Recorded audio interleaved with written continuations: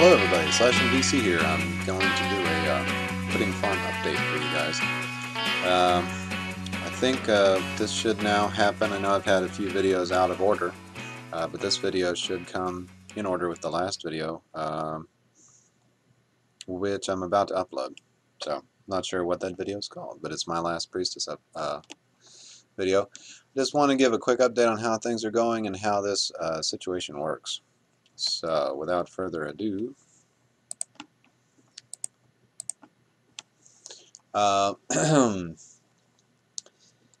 what I discovered is this.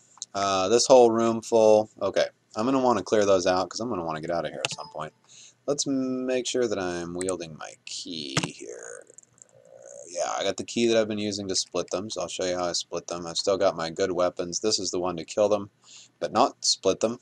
And then this is my better weapon, and then this is just a backup weapon, of course. Amulet of EXP came out of the stack of, it was just an amulet that one of these puddings dropped when I killed it. I think the same thing goes for the Ring of Sustainability, but I'm not sure. And I've got several scrolls, and a spellbook of Polymorph came out of there. I think also the spellbook of Fireball came out of killing puddings. Just kind of crazy. I didn't know. I mean, I guess they can drop anything whatsoever, you know. You don't know. Still got 2 charges left on the Wand of Wishing. Thinking about wishing for the Eye of Aethiopica for magic resistance and the ability to teleport. Still got 3 charges in my Wand of Death. One of those I'm going to use on the quest Nemesis, I'm sure. Experience level 13. I haven't looked back at the last video to see where I was at, but I'm thinking it was more like 9 or 10 when I started this, so I've gained a lot of experience. Looking here at the corpses, I've got 88 black pudding corpses in a stack. They rot away eventually. These amulets came out of killing the puddings. I think at least one of the food rations, one of these scrolls, at least one of these potions came out. And the nice thing about having the spellbook of Identify, for sure, is being able to identify everything. I am not killing this guy. I actually almost forgot what I was doing with him, and I wounded him earlier, but I'm not going to kill him. These are all Elbereth squares, and there's items on the square that I'm standing on. So and there's items on, I don't think he'll move, no, he can't move diagonally into a door anyway. So he can't get out because of this Elbereth square here. So I'm basically holding him back. In case I need to kill all these puddings in order to get out, I want to have one pudding set back just to restart them all with. And what I've decided is if you want to get these items without having to wander out into dangerous territory or Elbereth every one of these squares out here, the way to really do this is I will split this guy, okay, until he starts. He'll actually split across me now. That square is taken up, and there's nowhere else for a split pudding to go, so it splits it over here, and then this becomes my killing square. So basically, this guy has no room to split either, so he just dies. Now I can split him again and kill this guy, split him again, kill him, split him. Nope. Okay, there he finally died because I split him 4 or 5 times, so he's gone. So I'll split the one next to the sink and then continue doing this until all have died. Now, you know, you might want to at some point give these puddings a rest, you know, because I'm killing them at this point. There's just, you know, they run out of hit points. Every time they split, it halves their hit points. You don't want to accidentally walk out there, by the way. I did that once, and it was almost the death of me. But, honestly, I've begun... Oh, and of course, on this killing square, there's 12 objects. Because when I accidentally kill one over there, it drops an object over there. I haven't stepped out to go see what it's like because there's no Elbereth on that square. Alright, so that could be death. 3 puddings at once, I might survive. I might not. Don't know. I know that anything I had on would corrode. So what I've been trying to do now is split them up. I've been standing here for not that long, actually. I thought this would be extremely time-consuming. So far, it really hasn't been. I also, looking at my feet and my hunger bar, have been looking at whether or not I need to eat a pudding yet. It is no problem to survive only on the...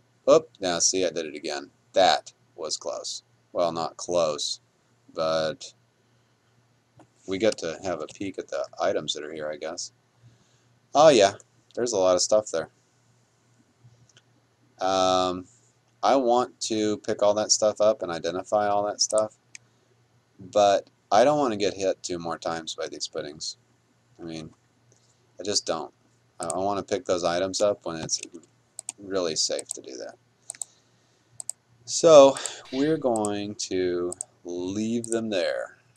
We're generating items all the time in the actual kill square anyway. But I guess what I was trying to say before I interrupted myself. Oh, I did it again. Okay, I gotta quit doing that. What I'm trying to say before I keep rudely interrupting myself is that there is a pudding there. Okay. Ooh, what was that? I just saw a monster appear over there. It was really ugly. I need to get back to my stash at some point. I've got holy water in the stash. I've got just things I want. And I'm not prepared to go up and down through the dungeon levels as things stand right now because I've got all these puddings in the way, and I didn't provide myself an easy way in and out of the farm. So, whereas you might want to cautiously make sure that you don't kill these puddings. Hey, check it out. Tengu, huh? Let's get our good Stormbringer out. Oh, he teleported. Okay, that's fine. You might want to conscientiously make sure, this is one of my thoughts to begin with, that you don't, just slaughter these puddings as you go along. I got a wand of probing upstairs too. I'd like to check, bring it down here so I could evaluate the health of the puddings I'm splitting, but I don't see where it's been a problem. I've been standing here for a long time beating them with this key thinking, well, I'm going to split them until they're dead and they're not going to reproduce. Actually, what I think's happening is this room is filling up and the puddings are flowing out the door and it's going to become an issue. So with that in mind, I'm going to slaughter these puddings with my elven dagger, perhaps. Let's make sure that's what I'm wielding. Yeah. This shouldn't split them. It should just kill them. And allow me to get in there and look at that stack. Yeah, this is not killing him very fast, but it's completely corrode proof. Let's get our Stormbringer out. Okay, the Tengu bugged out. Elven dagger in hand, right? Yeah. Okay, I'm going to stand here and beat these puddings to death with my wood dagger and clear out the room. Since I've successfully proven to myself how this pudding farm concept is set up and how to run the farm basically in infinity until this whole level is completely filled up. So, point proven. Video made. By the time you see this video, I will have gotten my other one uploaded, which demonstrated the early stages of setting this up. And as far as I know, it's the only video on the web that shows Nethack pudding farming. So I feel like I've accomplished something kind of cool. I don't know what you think. If you've got an opinion on it, please leave me a comment. I like reading your comments on my channel. It's the best part about posting videos to the web, is having a chance to read people's comments and interact with other players. Honestly, because this isn't a multiplayer game, you've really got to focus on the other ways to create a sense of community around the game, which there's lots of ways. Vulture for Nethack's community, pretty nice. Got a lot of good articles out there, the whole wiki, all that stuff. Okay, now, I am hungry. I think I'll let these corpses melt away so I know they're not rotten. I'll split one pudding and then we'll go over there and eat a couple of them. Yeah, the Tengu's back. Let's see, get our Stormbringer out. Is he dead? No, I think he teleported again. I am not sure how many puddings I've killed. I need to start counting them. But anyway, so here's the rub. I'm going to make a cut here because I'm not here to make boring, repetitive Nethack videos. I'm going to try to show you something interesting every time. I'm going to tell you what I'm going to do, then I'll show you the result. I'm going to kill all of these puddings. I'm going to save back that one pudding. We're going to find out how overrun this level is or is not with other puddings. I can't see it with my ESP because they're mindless creatures. I'm going to have to deal with some of the other monsters on the level, but I think Stormbringer can handle it. I can always retreat back to my Aerias squares and take care of business, I think.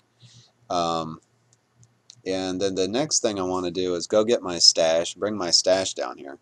And I want to use maybe a combination of boulders and doors or something like that in order to provide me with a nice way to get in and out of this farm when I want to without having to interfere with the puddings. So blocking them in this room would be really nice where they couldn't actually slip out. And then giving myself like a back door out using my pickaxe and wand of blocking, which I don't have a pickaxe yet. That's on my list of things to get. So let me do some things here, and I'm going to make a cut, and the next interesting phase we get to in this farming project, I will be back. Alright guys, I'm back. I've got more thoughts on this pudding farm situation. I don't know how to get around this particularly. I almost think you need to maybe, what do you need to do? Split your puddings 2 different ways, maybe? Yeah, because I'm splitting them across my body. Now, if I was hitting them and they were dividing in 2 directions, I think that might be better. Yeah, I might come over here, if you can see my pointer, and dig out this wall right here. Of course, if I dug out here, that might have the same effect. Well, anyway, here's the problem. So, when I'm splitting them over here to kill them over here, I got 15 objects. Okay. Well, I've inadvertently killed some of them over here. 20 objects over here. Of course, this is part of my slaughter, too, as I tried to eliminate the room. There's also 3 objects over here. Okay, that's not very many. So basically, by splitting them from here so that I can kill them here and get the items, I wind up with a bunch of items over here that I can't get access to because it's a whole room full of these things. If I put Elbereth on that square so that I can step onto it and get the objects, well, then they won't come onto that square if there's a corpse or an item. So this is a particularly weird problem that I'm going to have to figure out how to solve. But anyway, aside from that, how many puddings were on the level? I don't know. A lot. I killed them and killed them and killed them and killed them, and they just kept oozing under the door. So they've been coming from all around the level. I'm sure there's still stragglers everywhere. But I finally get to have a look at my items now. Ooh, 11 blessed darts. Hey, I'll take those. Scroll of Identify, a whistle for polypiling. Cool. What do we get here? Oh, wow. So all of this, if any of it's not useful, doesn't matter. It's just going to go into my polypile anyway. Here you go. Final answer, I killed around 121 puddings in order to clear out the level just now. It took not too long. I mean, you're looking at 15 minutes maybe. They're very heavy corpses, by the way. Look at that. But anyway, so there's your 100 plus corpses. I don't know how many that room holds. We'll do the math in a minute. Did get some food out of it. That's good. Did get unidentified stuff. This really pleases me because I can cast Identify. So it's one way for me to identify basically everything in the dungeon before you know it. Okay, I'm a little bit burdened. Let's step back onto a safe spot. I can also cast Identify No Fail now because it allowed me to level up my divination skills, and I took the opportunity. Okay, one cast identified everything I've got. What are we looking at here? Remove curse, gold detection, identify confused monster, gold detection for finding magic portals, enchant weapons now identified, plus scroll charting, I had that. The spellbook was a Cone of Cold spellbook, it looks like. Star ability, see invisible, monster detection, water, see invisible, and sustainability rings, not too bad. Didn't get any wands out of the stack. Did I get any valuable gems? No, but they can be polymorphed and they might become valuable gems. So that's a thing. I'm going to go ahead and drop all this stuff onto, drop all my junk, all my polypiled stuff. The armor and stuff that I didn't pick up, I'm going to polypile. I'm going to deal with that when I've got an actual box to put it in. This is one of my goals. It's basically going to become a base. I'm going to have boxes and hallways and secret passages and emergency escapes and everything. These are all these armors I'm putting back on when I get off the level. I'm going to hold on to these in case of an emergency. I don't need a tin of lichen for sure. Probably don't need a banana or a candy bar. That's just weighing me down. These scrolls, don't need any of them except this scroll of enchant weapon would be a good way to raise my Stormbringer up one level. I think I'll take that opportunity. Scroll of charging, I'm gonna hang on to. I don't know. Okay, potions, which, you know, water is what they're all going to become, water, but I'm going to get them identified anyway. Or polymorph them and hope for gain level potions, right? Rings. See invisible and sustainability, not what I'm looking for. I'm going to polymorph them until I get regeneration, conflict, levitation, stuff like that. Wand of light can go into the poly pile. Fire wand is exhausted, right? So we'll just drop it for now. No reason probably to polymorph that because it's going to lose a recharge. But, we'll see. Death, fire, striking, walking, okay. I only need, oh, hey, that's a magic whistle. Sweet. I only need one lock, skeleton key, lock kick, and then that's mine. Won't need the tin whistle. Don't think I need the leash. I don't need the worthless gems, so that can all go in the stuff pile. So basically, right here is what we've gotten out of the farm so far, more or less. And I've leveled up my skills, spellcasting, and I've leveled myself up. My strength has gone up a couple of points. I've gained some intrinsics from eating the corpses. So, very successful thing. And to be honest with you, I can completely understand that if you stood here for 50, 75,000 turns, that would, you know, that's cheating. I mean, well, it's not cheating, but yeah, it's getting really grindy. You could grind your way up to experience level 25 and just have pages upon pages upon pages of stuff. Hey, we might do that just for fun. I know that the purists and the challenge players and all that stuff are going to say, you know, that playthrough doesn't count, it's way too cheaty, it's bad behavior, it's poor form, whatever. Well, we'll see. It might make for good YouTube, guys, so we may give that a go. But as a technique to come in here, and I mean, I've maybe spent grand total 2 hours just goofing about in my pudding farm. I don't think that that's an excessive abuse of the game mechanic. Do you? If you have some thoughts on it, please leave me a comment after this video. I'd be very interested to see what everybody thinks about this concept. And so I'm going to make a cut for now. I'm headed out to go look for a pickaxe, bring my stash down here, haul some boxes down here, and get this farm built into a proper sort of a base. And I'll see you when I get back. Thanks for watching so far.